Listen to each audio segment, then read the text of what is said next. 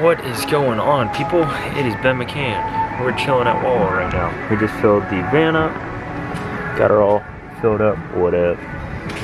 Triton's all good to go and all set up for this Harris Chain Big Bass Tour event. Got it filled up. As you can see, she's a little sandy from running around on Toho the other day and pretty darn dirty. But that's just a good sign that we've been putting some work in. Got the Powell and Daiwa Arsenal all loaded up and good to go. And it's a big bass tour event. The goal is to catch giant fish, so we're going to go try and do that. We're not going to lock completely onto the things I found in the Toyota. I'm definitely going to start on that and see if those fish are around.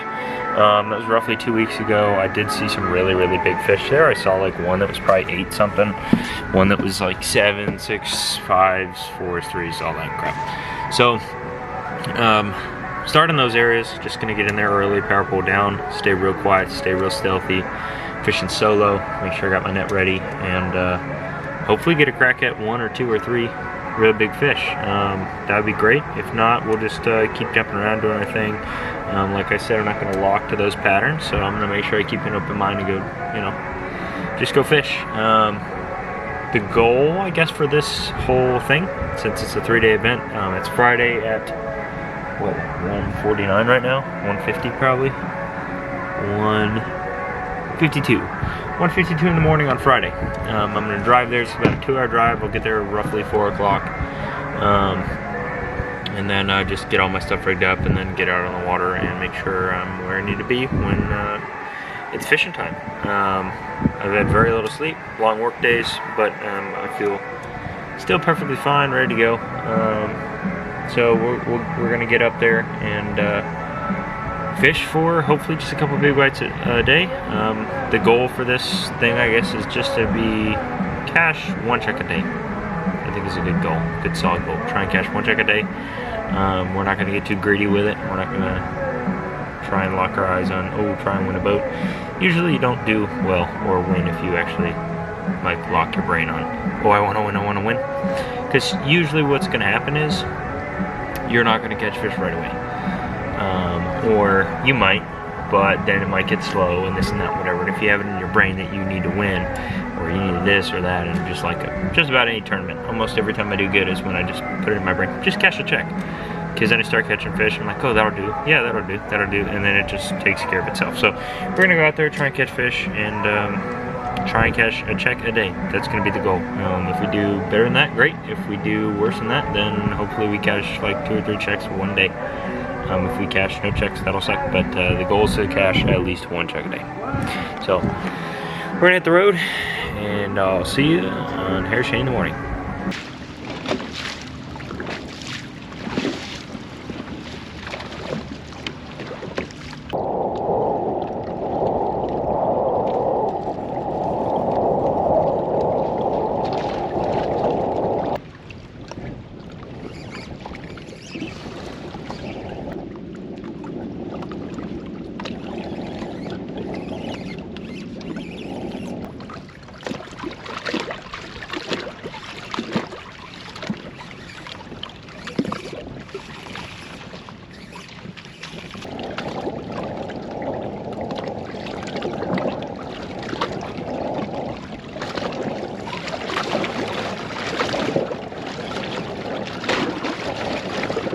Go. Not small. It's not big. Not 4 maybe? Did we get maybe are we gonna catch a check today? No net. Good walk in top water. Oh wow, that's actually a very healthy fish. It's actually so sick. Maybe 4 or 5? 4 pounder. About a 4. Yeah! Yeah! Come on! Yeah! That ain't so bad! Yes, sir! On the walking top water. power rods, 764. I use the 765 as a worm rod. The 764 is the same length but has a much softer tip and happens to be perfect for walking topwater. This is what I used on Lake Murray. I've used it to catch prop bait fish in the past. Just put an 8-to-1 dye with 7+LB on there, some 40, usually 40-pound braid is what I like to go with. I think I'm running a 20-pound monofilament leader. And just like that, we're catching 4, maybe 5 pounders. Took a while. It's 1 o'clock. Got about 2 hours left to fish, but I'm gonna weigh it, stick it in the well, and get back to fishing. Fishing just an evergreen. It's silent. It's a silent walking topwater bait. Kind of a clear, translucent color. It's actually one of the same topwaters I was fishing on Lake Monticello in South Carolina. Dude, so sick. There is probably, earlier, there was probably 40 or 50 boats on the lake. And dude, I saw a handful of people catch rats. But everybody's fishing worms and slow stuff or this and that. And I was trying to figure out what they'd hit because I knew there was some fish. I knew people drilled this in the Toyota, tried fishing chatterbait, tried fishing all sorts of stuff. Got some bites on a big worm, so I knew they were here. And I put the walking topwater on earlier because I just figured, dude, with the water so clear, everybody's fishing something either subsurface or on the bottom. I was like, they might actually fire up on this topwater because when I was here practicing for the Toyota, I did see like 3 or 4 big blow-ups that way, kind of where I saw a 7-pounder. But I never really fished a walking topwater, so it gave me the idea. I put it on, and it's actually working really well.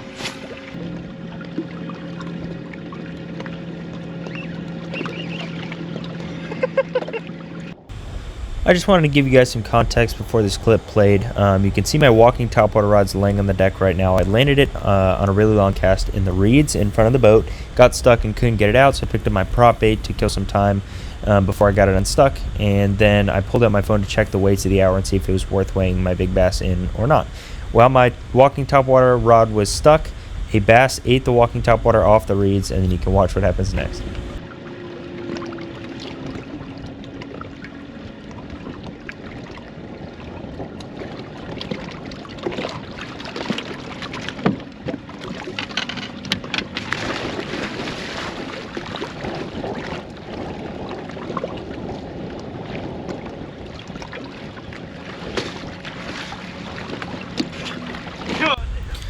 So as you can see, not my brightest moment. While trying to pick up the rod, I tried to set my phone down or put it in my pocket. I don't remember what I tried to do. It fell in the water, and then I had to jump in to get my phone. At that point in time, I didn't realize the fish had actually ate the lure. I didn't think that was going to happen. So what I thought happened was the wakes and the waves from the boat, since it was pretty wavy and windy at this point, I thought had moved and repositioned the boat or swung the front end of the boat to drag the rod off the deck. So I didn't realize I had a fish on there. The fish actually broke it off before I did there. The fish, just from pulling hard enough, had already broke it off, and the line was just wrapped around the reeds at that point. So I felt it sliding, and then when it got to the point where it was untangled, it just slipped free, got the line up to me, and realized I was broken off. I must have had a fish, and yeah, just regrouped and then took my fish to go weigh in.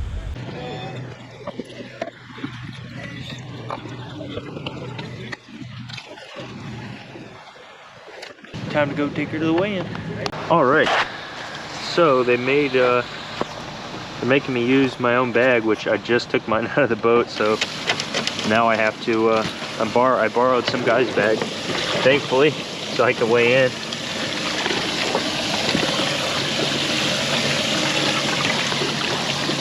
Which I did not know they had that rule, but they do.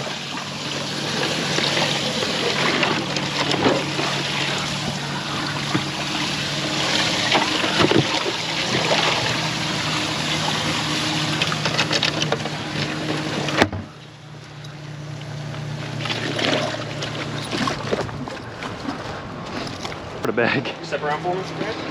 What's your name? Ben? McCann? Yeah. And dump it all out. Next angler is Ben McCann. Ben McCann.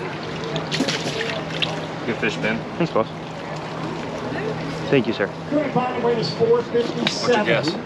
He's 5 pounds. 7 Right on. pounds even Right on on. top. Ben McCann's coming up. 18 minutes remaining. No, man. Good, are you? Good. All right, we're looking for 457. I think you might have it. Oh, yeah. We're going to get you in the top 10 with this one, 512. That's going to put you in 6th place. Good job. Thank you, sir. We got it, man. Thanks. Good luck tomorrow. Thank you. Still 512. 5 pound, 12 ounce, or 5.12 fish. It's got me, what, at 6th place or something, so he weighed more on their scale than it did on mine, which is always a plus. We're gonna go, I think, to Brooker's right now and try and pick up some more walking topwaters. Tidy up some stuff on the boat, and then probably go fish on Lake Yale. What's going on, guys? Boat's off the water. We're at a Brooker bait and tackle. Checking out the scoreboard, and I just squeaked out on the bottom. I was in 6th, and a bunch of people weighed in a bunch of 5s, and it pushed me down to 10th. So luckily I squeaked out a check. All of the other weights, that was the starting weight: 4 pounds, 3 pounds, 4 pounds, 4 pounds, 4 pounds, 4 pounds, and then the very last hour the lowest weights were 5. So if I would have weighed in the hour before, I think I would have been in 5th. So sucks, missed a couple $100, but is what it is. Took a drink too, so fell in the water today. But we also picked up some tackle while we're here, so hopefully we can put these topwaters to work tomorrow. That was the best sort of option I felt like I could get to mimic what I was fishing today. They didn't have the evergreen stuff, which is already a really specialty product, so I wasn't expecting them to have it. I just hoped they might, or at least a silent walking topwater, and they didn't have any big silent walking topwaters like that. So these are the best I could get. It's got a rattle to it, but it does have that translucent look, kind of like the other one, so we'll see if it'll work. If not, we'll have to either come up with a new game plan or whatever. I don't really know exactly what I want to do tomorrow yet. I don't know if I want to go back to the same lake or try something else. I'll probably try something else. But I did find the pattern I was catching fish on real late in the day, so it's kind of a toss-up, because it's possible the bite could be really good in the morning, plus tomorrow the wind's the same, and it's just really nasty conditions. So maybe topwater would be great because it's overcast, rainy type stuff. So who knows? I don't know. We're gonna go to Lake Yale though and go do some fishing, and yeah.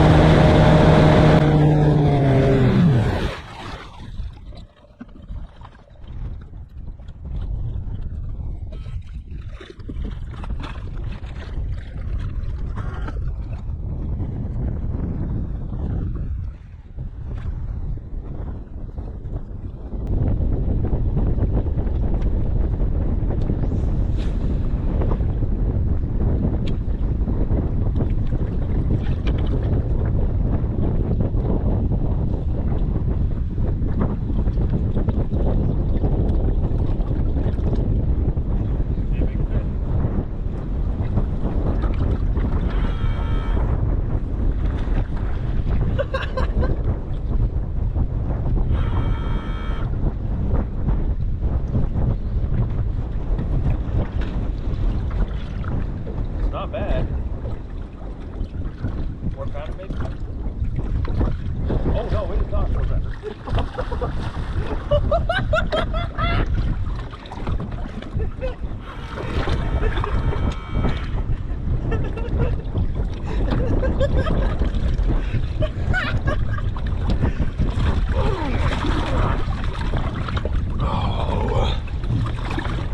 Oh, yes, sir.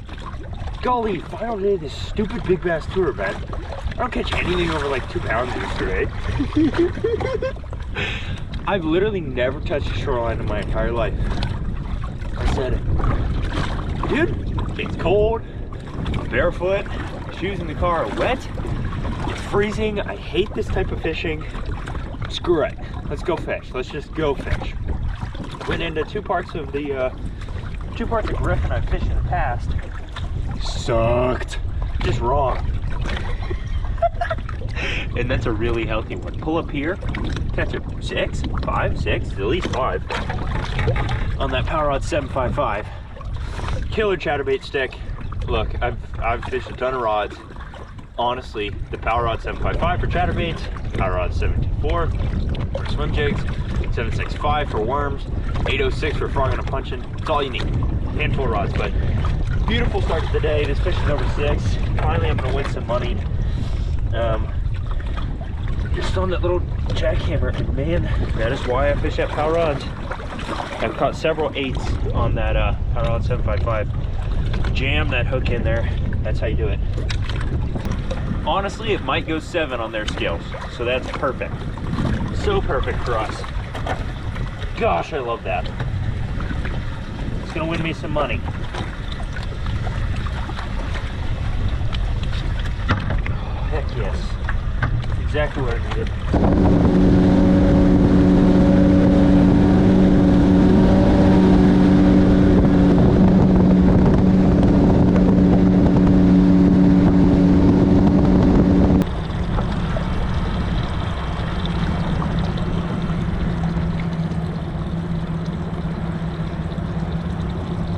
All right.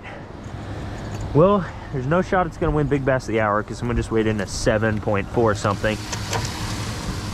But we might wade in if we can still get second. So we're gonna hold off for now, I'm thinking. But she is grown, which is nice. She's gonna go in her home. We got her a weighing bag, and we're gonna go see what she does.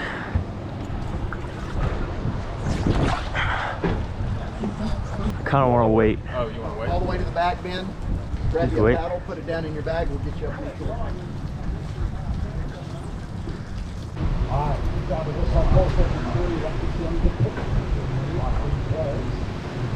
Yeah, I think we're gonna accept second, take your $500, get back to fishing.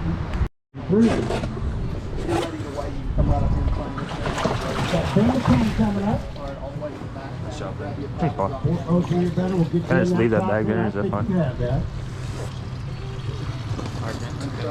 That's awesome. What's your guess on this one, dude? Yeah, right on about 7. All right, that's money fish right here. 743 is our top weight. Let's look.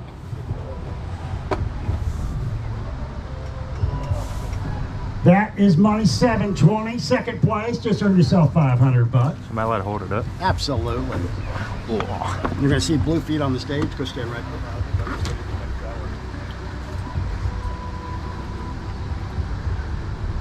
Thanks, boss. Good job, brother. Thank you. All good? 43 is $1,000 richer. Thanks, boss. Then you can't just hold that 720 for second place at 500. Hey, good luck.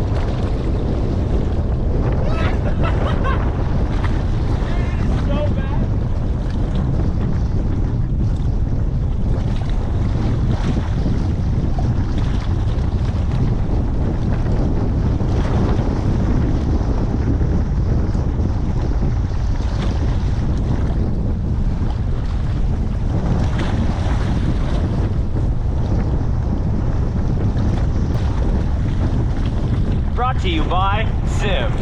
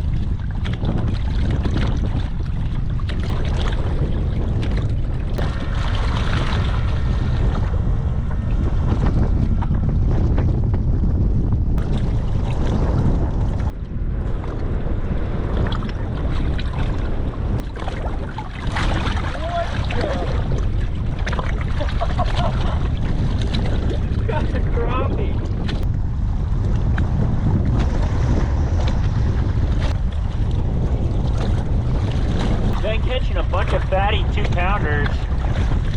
Can't get a bigger bite out here. It's blowing really bad.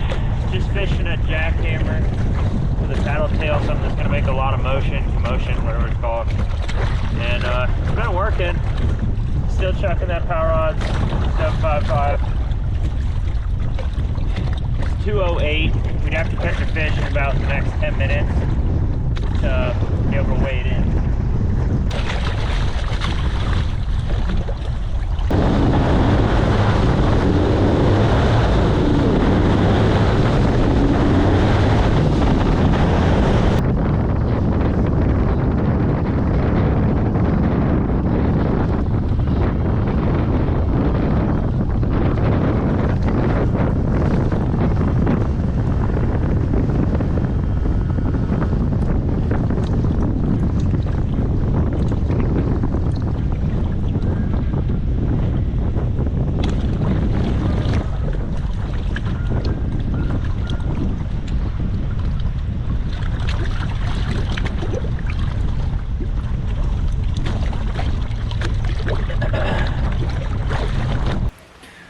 What's going on, guys? Ben McCann here. Figured I'd just give you guys a quick rundown on the 2 setups I used to catch my fish this week on Harris chain.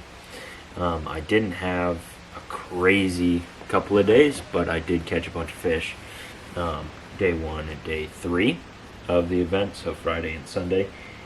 Saturday there was just a bunch more fishing pressure in the areas I did well in, and I think they were also kind of accustomed to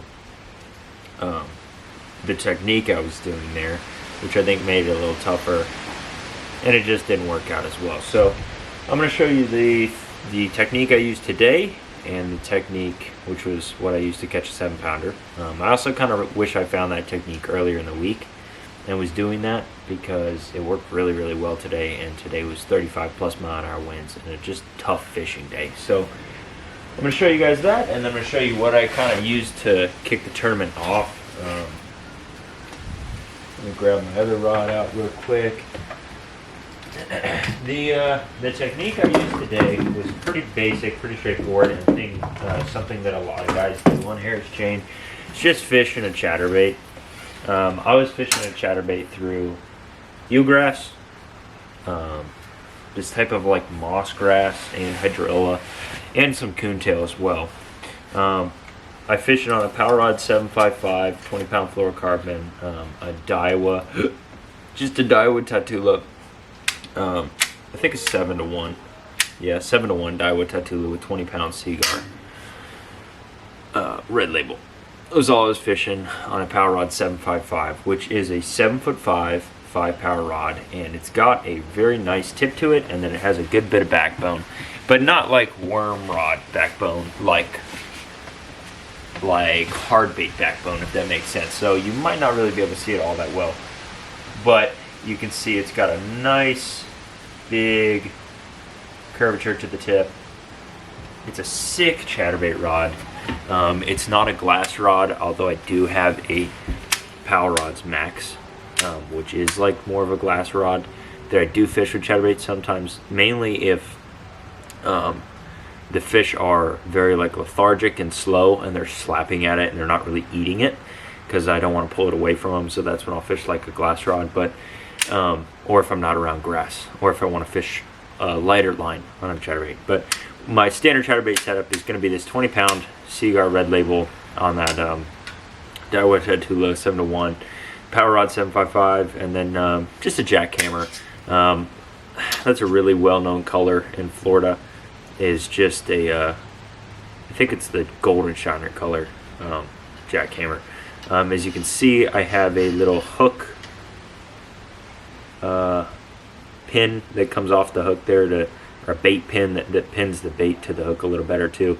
And since it was so windy and just so rough out there today, windy, rough, a lot of the water I was fishing was relatively dirty, or a foot and a half of biz. So I decided to opt with like a thumping tail trailer versus like a straight tail or like a bait fish style trailer. So I went with like that, I believe it's a Bass Assassin. You got it right here. Reactions Innovations. I think it's a Skinny Dipper or something like that. Skinny Dipper in shiner color on the back of there, with just trimmed up a little bit, trimmed the head off, and that's what I was fishing. And that's a great trailer for if you want a little more just commotion on there. It works great. But that was the setup I used today. I caught the 7-pounder on.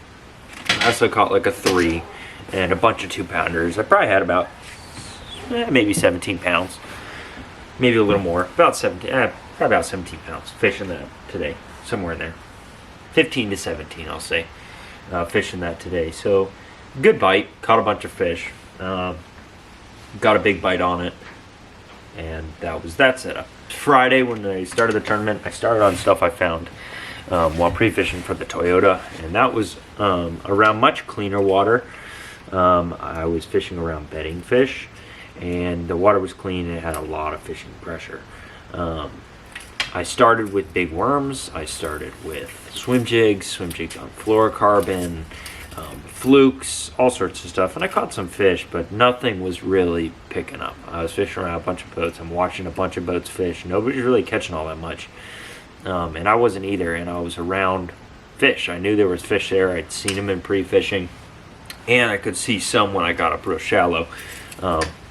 But it was kind of choppy, so especially later in the day it got a little more choppy. The wind picked up to 15, 20 miles an hour, I think is what it was forecasted for the day. But I was fishing actually an evergreen walking topwater. It's a silent, big walking topwater. I broke it off, unfortunately. I casted it.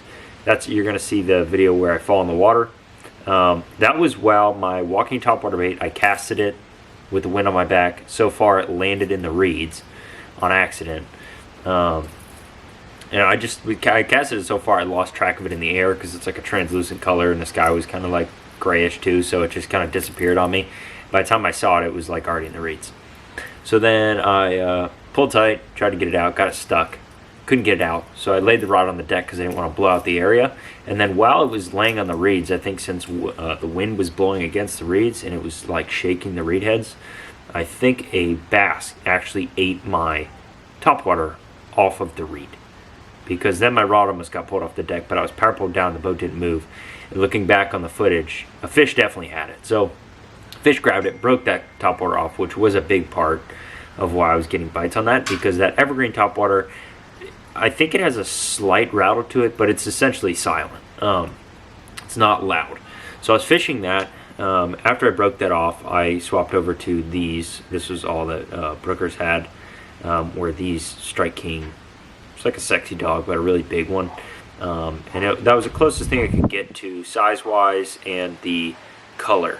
So I fished that. I caught a bunch of fish on it, obviously upgraded treble hooks to Gamakatsus. And as you can see in the back, I drilled a hole and I put hot glue. I went and bought a hot glue gun, and I pumped a bunch of hot glue in there, which added weight, so it cast a lot farther, but also made it silent, other than the head rattle. So it doesn't have a big, loud, knocking rattle. So I fished that. I didn't fish that day one. I fished that on Yale, but that was the same sort of a walking topwater I was fishing, just to give you an idea. Fishing with a 20-pound leader to 40-pound braid, 20-pound monofilament leader to 40-pound braid. And I was just walking that over like spawning flats, where there was a little more chop going on. There was wind waves, a bunch of wind, boat chop, and all sorts of stuff. And it just kind of broke up the surface a little bit. And since the water was so clear, and there's needlefish in there and all sorts of stuff, and shad, and bait, and shiners, and the whole 9 yards, it gave those fish a lot more confidence to come up and hit a walking bait. Plus, a ton of people were fishing worms.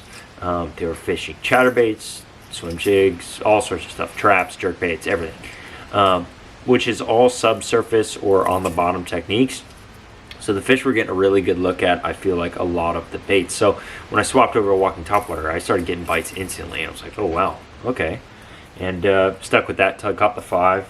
And then when I broke off my walking topwater, it kind of ended that streak. But just to give you an idea, this is an untampered with sexy dog. As you can see, there's no hot glue hiding in the back of him.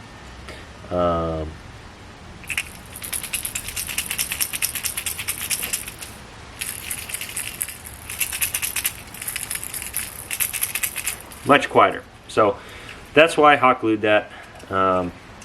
Kept the water out, and that was actually a good technique. I did throw this on Yale, this walking topwater, and caught some really nice fish. So I'll actually probably put those pictures in here just so you can see that the topwater was working as well. But I think they wanted a silent walking topwater just because of how clean the water was where I was fishing on hair chain. But that was the technique I was fishing.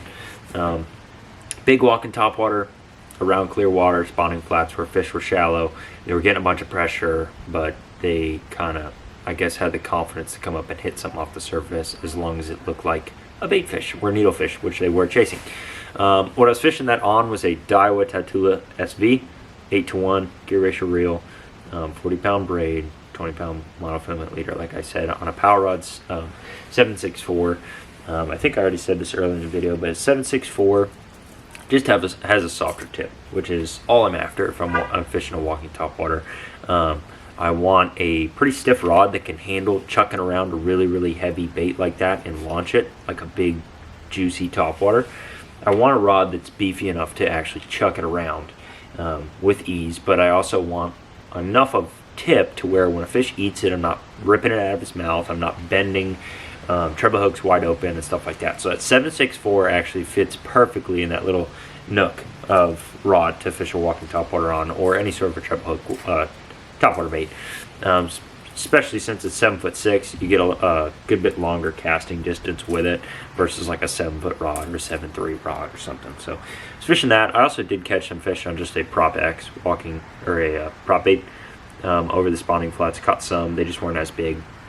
But I kind of blew the area out when I fell in the water too, which I think is kind of why that party ended. Because power pulled down, caught a fish, then power pulled down, and then after I power pulled down and sat for a while, then I started catching a bunch of fish. And I think it's because I started hearing each other blow up on my top waters.